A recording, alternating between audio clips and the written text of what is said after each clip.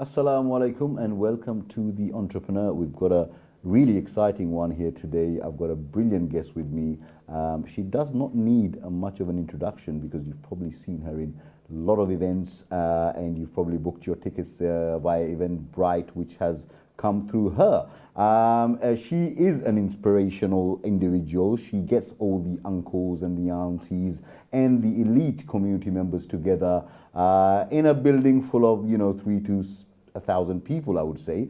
So many events that are coming up. You'll probably see her presenting. She is a presenter. She is the CEO of TAM Media and Events. She started off from something new. Maybe she was inspired by her late father, who was also a great individual. The show's about her, so I'd like to welcome Tamanna Mia to the show. Welcome. Assalamualaikum, bhai. Thank you for having me. How are you? Fine, thank you. How are you? Brilliant. You're looking great. Thank you. And thank you for coming to the show. No problem. So tell me, TM Media and Events, right? Yeah. What is that about, just for my viewers? So for your viewers, it's about creativity, it's about innovation, it's about ideas, and it's about doing good for the wider Bangladeshi Asian community.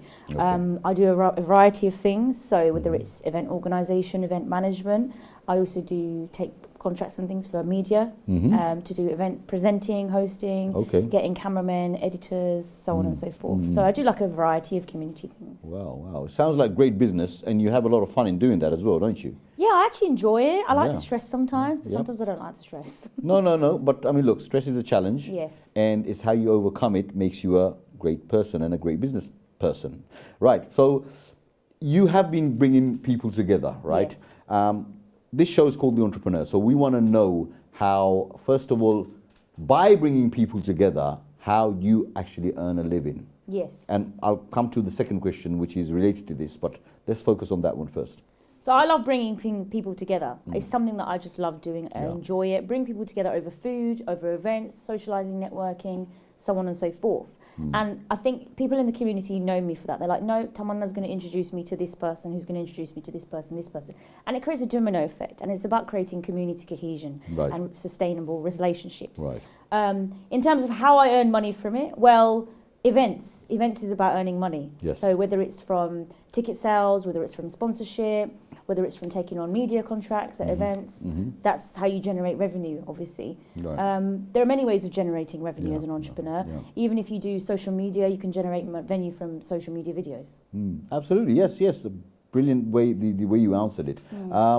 Yes, you've got to find that demand, right? Or the niche market. And nowadays, social media and social events and, it's all related, and getting people together and managing events. And we know that, event management, or we used to think that it's only about weddings and, big parties and, concerts and stuff like that.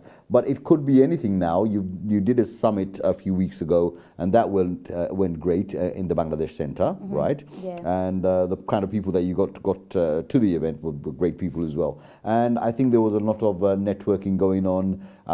It opens doors to, a lot of avenues. So, in terms of from a young age, did you always want to be what you are today? I had no idea what I was going to be.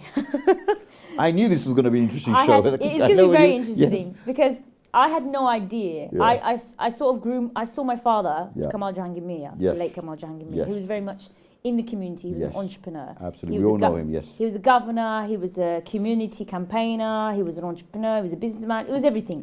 Everything you can think of, he was it.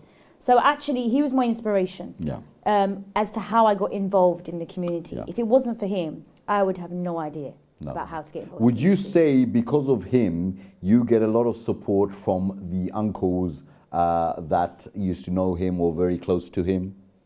Yes, I do have some warm wishes from the uncles, and they're very energetic, and they speak really highly of him, and they used to tell me about all these activities and things that they helped him with. So how my father would help him with the local mosque campaign or a fundraising campaign or a issue in Bangladesh or something. My dad would always get involved with all the uncles and aunties and help and support where he could. And I felt really privileged and pleased that he was able to do that, and the friends remember him for that. And it makes me really emotional when they tell me all the good memories. So I'm very pleased, and I hope they carry on remembering good things and praying for him.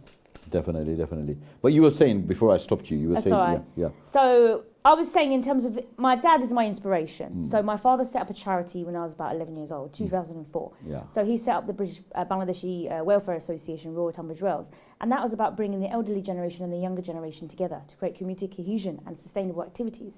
So that's actually how I started my journey in community work and charity. Yeah. And I used to help him by doing lots of work and help, support with all the activities and events that he used to do, whether it's fundraising events, whether it's classes, whether it's entertainment, you name it, we did it.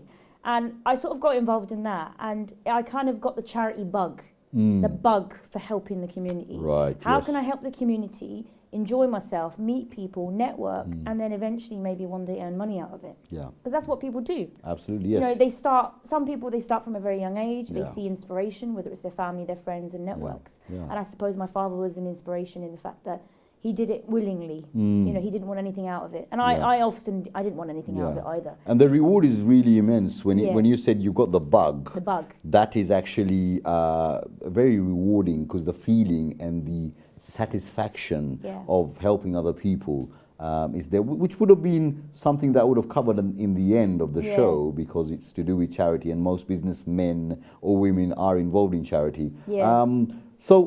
Okay, so as you're growing up, you never thought about becoming a business person, but you saw your dad growing up, and he was involved in all those things, right? So he used to have charity events in his restaurants. We had an Indian restaurant in Kent, and he used to do a lot of charity events. He'd sponsor like football organisations, sporting organisations. He'd help at fairs and all sorts of charitable activities. And I thought, actually, of course, you can mix business and charity. You're doing stuff like that now, are you? Yeah, so we can mix business and charity. And actually, I think I changed my mind as I was growing up, that actually, if my dad can be an all-in-one man, an entrepreneur, a charity campaigner, a fundraiser, a this and that, why can't I do it? But those guys were self-made businessmen, if you like. You know, they started off something, you know, from a small sort of, you know, takeaway or something like that. They grew really big. They didn't have much education, but they were grafters. And that's why it's even more powerful and inspiring. They were. I call them grafters, because they you know, they pick up something and make do of it, right? They'll whatever stage of life they're in, they'll make that work for them, right?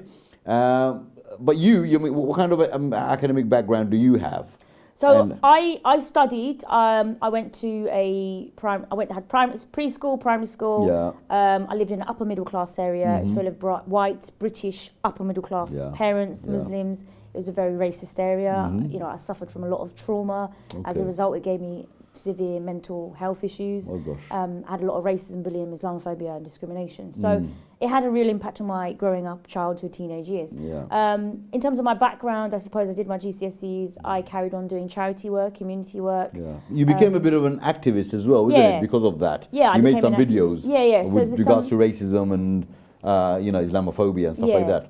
So I did some work, like I worked with different charities and organisations. I took on different roles. I joined the Seven Oaks Youth Council. I helped to build a youth cafe, and we helped people get jobs and employment out of that. So that is probably my proudest project I've ever done in my life, is helping to build a youth centre, youth project. And as a result of that, over thousands of people have accessed that centre because of something we did. So for me, I'll always remember that as something very special. And my dad was very, very pleased and proud. But yeah, I think I went through my teens and young childhood as doing campaigns, charity work, fundraising, so on and so forth. So that gave you a lot of experience. It gave me a lot of experience, and I think I was very privileged in terms of my dad tried really hard to make sure I had a lot of extracurricular activities. I was very, very lucky in that sense. I was also, you know, growing up in a white British area, so it was very different to growing up in like a Asian area. I had very much like East London. Like I had more flexibility and freedom in that sense compared to a lot of other parents and families. My academic education, I went to Canterbury Christ Church University. I studied media and communications, politics and governance, and that's where it kind of really came together. I learnt about in terms of making myself more self-aware and being more entrepreneurial actually at university. That actually really helped, you know, studying media, you know, building your own website, creating your own brand, designing your own logo. You know, they don't always teach you things like that. I was very lucky that I was doing my degree, and I had good teachers that helped me build my first ever website. You know, I made my website when I was at uni, and I still use it. And I made my logo, Tamanna, with the microphone, the gold microphone. I made that at uni, and I still use it over 10 years later. So all those things that they teach you at university, actually, they can be quite helpful sometimes. I learned about PR and crisis management. What do you do in a situation when there's bad PR and marketing against you, or how do you come out of that situation? So I suppose I learned some real good life skills, Yeah. but also some good skills for business. And that's why I encourage people actually, when you go to university, go and take part in your extracurricular activities and, you know, go and delve yourself into your subjects. You know, really go and read up. You would definitely advise. Yeah. You know, your what were the young kids that are growing up Yeah. now? They don't want to be. So I mean, look, from everything that I've heard from you, you are not somebody who's going to sit at home and say, Oh, no. you know, I'm going to take it to, you know, on the chin, and that's it. Islamophobia or racism, whatever it was. You went out there. You know, you made some changes. Yeah. Okay, and that's the kind of person that we want in our community. And you did that, all that, and you're here today. Yeah. And you're doing what you are doing today is Yeah. because of all that, right? Yeah, because I'm of really the experience that you privileged, gained, yeah. and because of, and we need, I call them foot soldiers. You know, people who make a difference. I'm one of those people, I say what I mean what I say. Wow. And I don't take no crap from no one.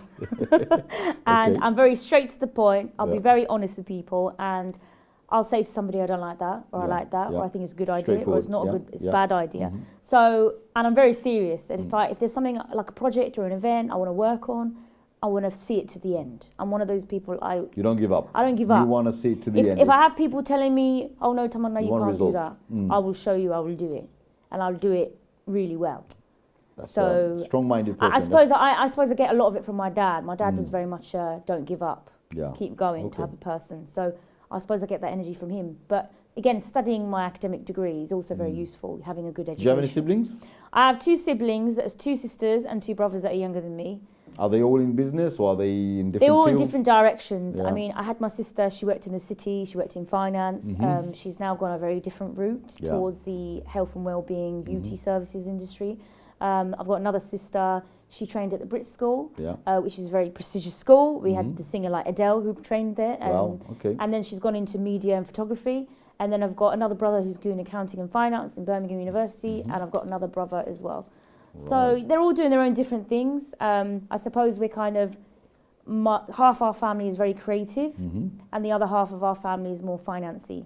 Right. So I Okay. suppose it helps. Yeah, well, definitely. Yeah, you've got Yeah. best of the creativity and finance, right? You always need someone What in else finance. you want? And you always need someone creative. Absolutely, yes, yes. So you probably covered this, but you know, you were growing up in a sort of more non-Asian area, Yes. right? Hence, your English is so good, and you're very fast, and you're not Cockney, but you're No. Essex. Yeah, I'm definitely not Essex. I'm from Kent.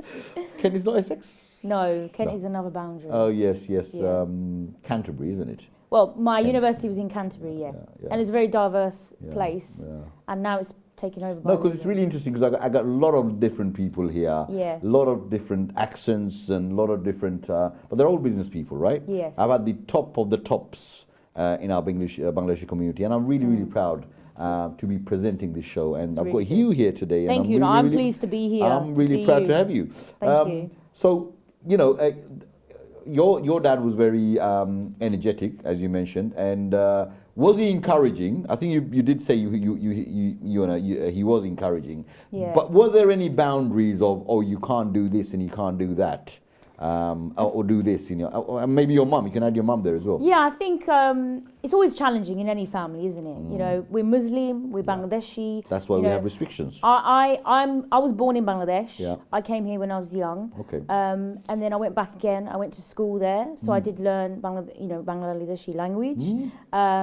And I sang the national anthem every morning. Wow, And I had okay. my fresh shingaras. All right. And I went to school in a rishka and a baby taxi, as we used to call it. So you're not new to the Bangladeshi atmosphere when you No. go back home, and you're not somebody who's a coconut or anything. No, like no, that, I would not class myself a coconut. However, I would say I lived a lot of my life as coconut. Okay. I won't deny that. I can say I was a coconut. However, as time has gone on and I've thrown myself in the deep end to get involved with the Bangladeshi community, Yeah. I suppose You're I very definitely- much in it now. I'm though, very aren't much you? stuck in the community Yes. now. Bangladeshi community. Bangladeshi community, whereas before my father was very strict. Yeah. He was very much like, I need to be supervised a lot. And especially in the Bangladeshi community, there was also that safety and security aspect that if I went to Whitechapel or Brick Lane, my dad would always be with me. He would take us, bring us back. That sort of, that's how he was. And obviously where certain areas are very male orientated, Yes. he was very nervous about that. Yeah. So he was very protective.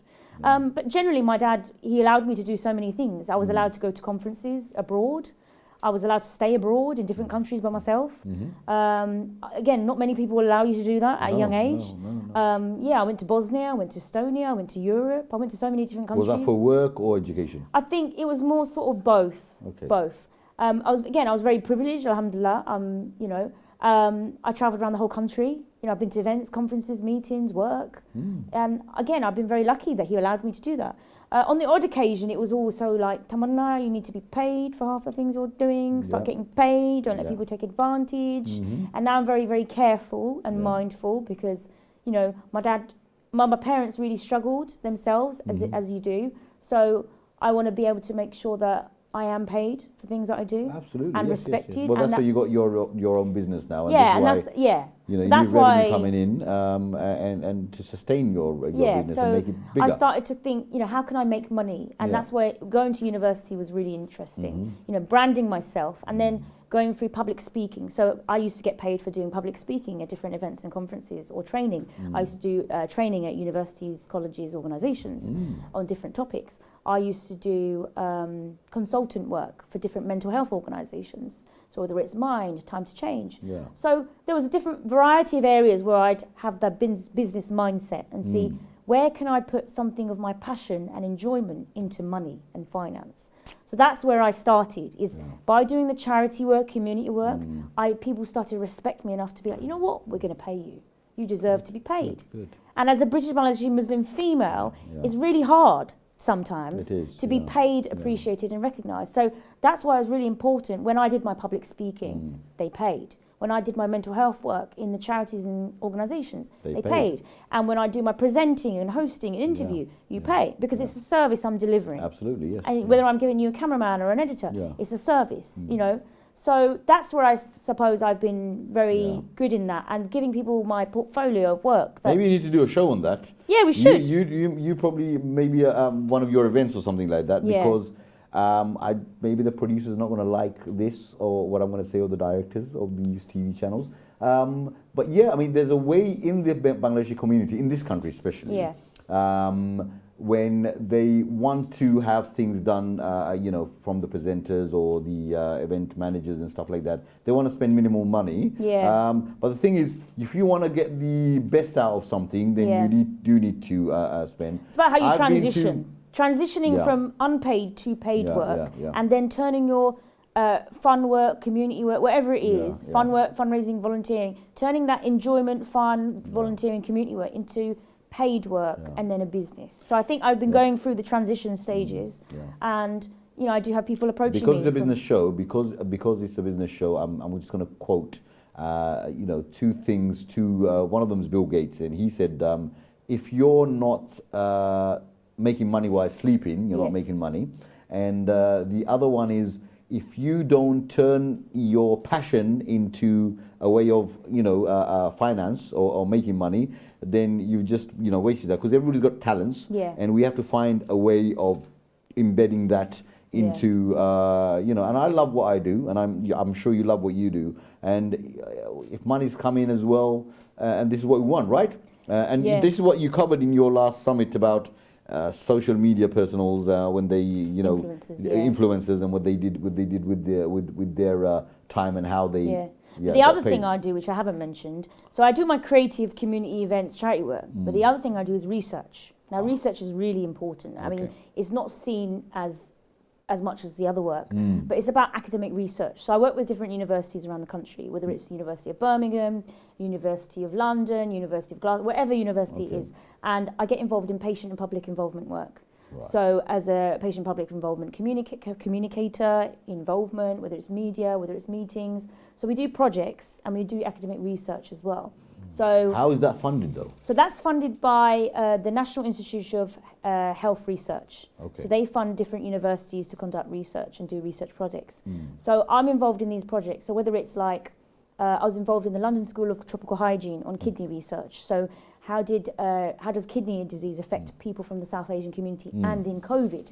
So for me, that was a really important project for me that I did in towards COVID, and we successfully managed to launch our research in the Lancet. It's a very respected worldwide journal, and I'm very privileged that my name's actually in it. Wow. And it's not very often that we have Bangladeshis in big journals, worldwide journals, that we've done some, interesting research on COVID and ethnic minorities and kidney disease, because kidney disease is a very important topic. Yeah. And a lot of people from the Bangladeshi community struggle with kidney disease because there's not enough donors. Well, out most there. of these metabolic disorders, unfortunately, are in our, South Asian community, and it's because of the diet, and that's something that I cover in one of the other shows. But it is very unfortunate, and we need to be educated. Yeah, we do. Yeah. And it's time we made a difference. And I was speaking to my niece and nephews yesterday, and they were advising me of having cauliflower rice. Oh, okay. Yeah. Yeah, which is something we can look at later on. But going back to